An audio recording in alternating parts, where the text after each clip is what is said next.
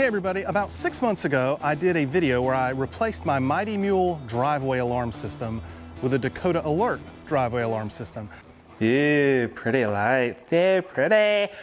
Hey, I heard it. I told you I'd give you an update, hashtag update. That's cheesy. It's still working beautifully. Anyway, there it is. There's the sender unit.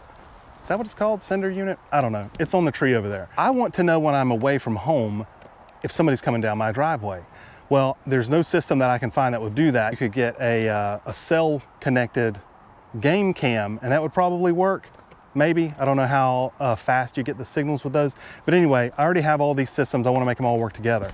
So today, I think I have a hack that I'm going to try. And that hack is this. It's the Ring Smoke CO listener, carbon monoxide listener. Ring makes these to go beside your regular smoke detector, and it hears the signal and then alerts you to your phone and calls authorities and everything.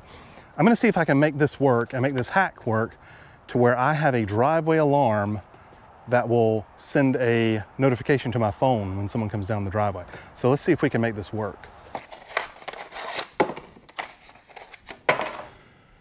So there it is. You can see, looks like there's some type of, looks like there's a light back in there. And I guess this is where the listening area is. If you don't already have it, you do have to buy the Ring base station home alarm system to make the CO listener work. It also comes with this keypad so that you can turn the system on when you leave. I don't care about this. I'm going to self-monitor my system. Because if something shows up on my phone, I'll either deal with it myself or I'll call the police. Especially if I'm not home, I'll call the police. The first thing I've got to do is set the listening device to test mode so that I can try out the different sounds that the receiver makes to find out which one will work, if any of them.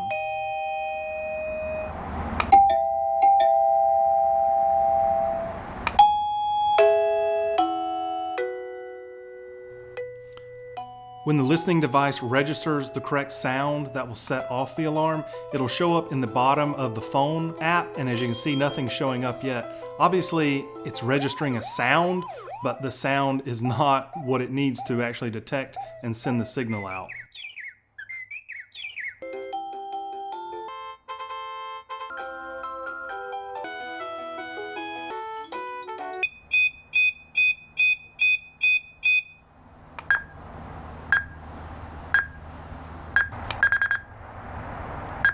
Okay, as you can see by the notification on my phone, that this ringtone, or whatever you want to call it, the tone from the receiver, is the correct sound to set off this alarm. So I thought this would work with just any loud siren sound or even the loud music coming from the receiver, but apparently that's not how it works. These work by registering a standard T3 or T4 alarm code. I don't know what that is, but apparently one of those sounds that the receiver makes is either a T3 or a T4 code. Also, it depends on how loud it is, because as you can see, whenever I put the listener just a little bit further away, it doesn't even receive the signal.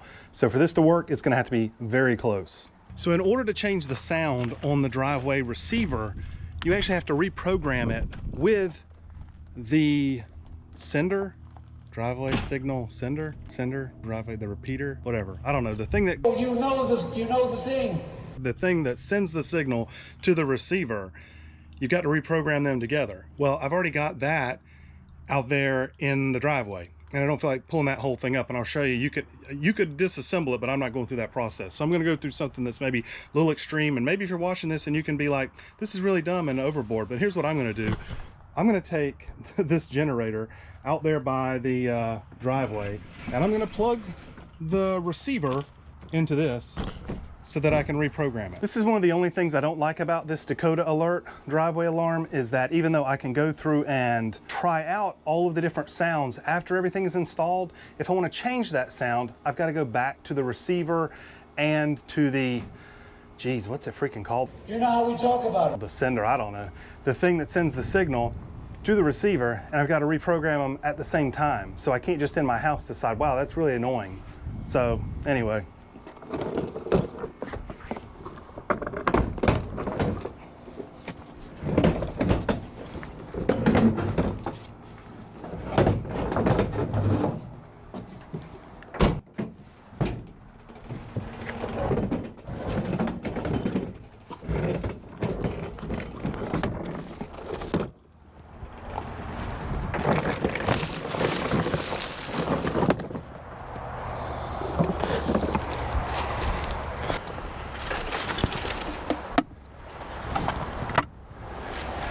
So you can see this is the cable from the magnetic driveway probe, and it comes in and it's actually soldered there.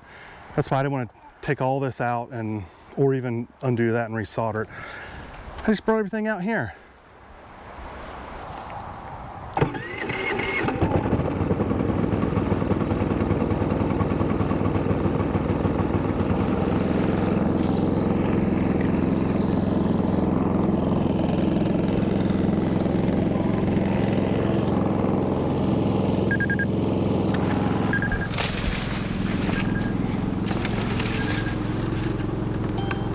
So I've actually taken these and put them both on the ground out here, and I kept trying this over and over and I couldn't get it to work.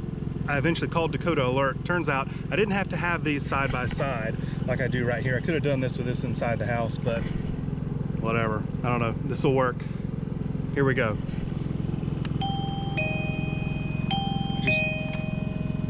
Okay, hold down the mode button until the lights flash, which they are. Then I pick the sound I want.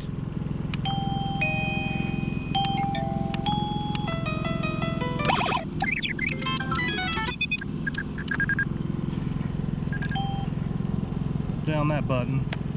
Okay, then I go back, hold the mode button down again. Now I should be able to push this button. Perfect. So what I was doing, if you check the volume, I was hitting the volume button once I was out here to, since I wasn't driving across the sensor, I was pushing the volume button to test it to see if I changed the tone, and every time it gave me that same tone. Well, it's because it only plays that tone for volume. So anyway, earlier I said my one gripe was that I had to do all of this. Turns out I didn't have to do all this. Nonetheless, it's working. Now that I've got the tone set to what I want, my only issue is I've got to have this sensor right here, right there, basically touching this microphone. So what I think I'm gonna do is use my 3D printer to print a mount. I'm just kidding, I'm doing that. Have you seen my 3D printer? Yeah, you see that? That's about 1/4 inch of dust. I'm not using my 3D printer, okay? Here's what I'm gonna do. I am going to find an L bracket, like so. Then I'm going to go to my immaculately clean cabinet.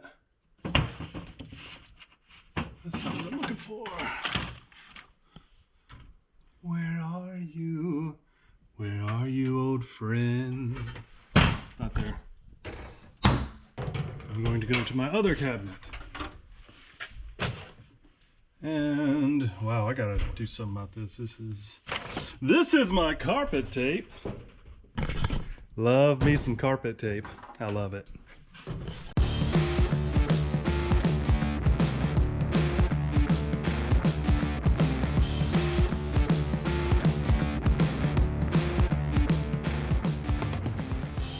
I'm going to put this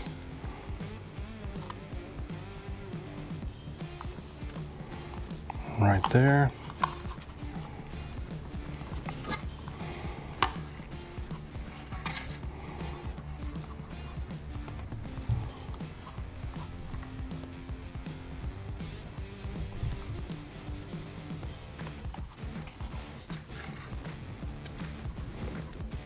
That right there. That is stuck, and man, that looks nice. I mean, that's factory quality right there. That straight up looks like that could have come from the factory. Like nobody would know. Nobody would know you had done that. I've got my fancy build here. I'm gonna plug it in, plug it into the wall.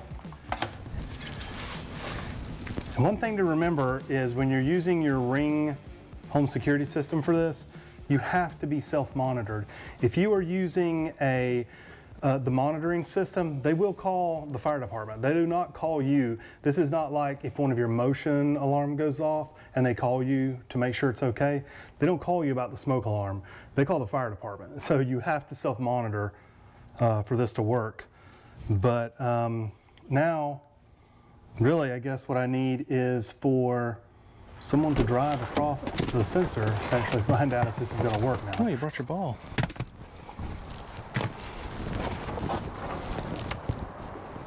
This is like the 11th attempt. The first attempt, the sensor actually was set to test, so that's why it didn't work. Second time, the volume was off, and then after numerous other attempts, somehow it had reset the tone that it played. So now I've got the right tone, I think. Let's try this. I'm going to show you the phone as I drive across.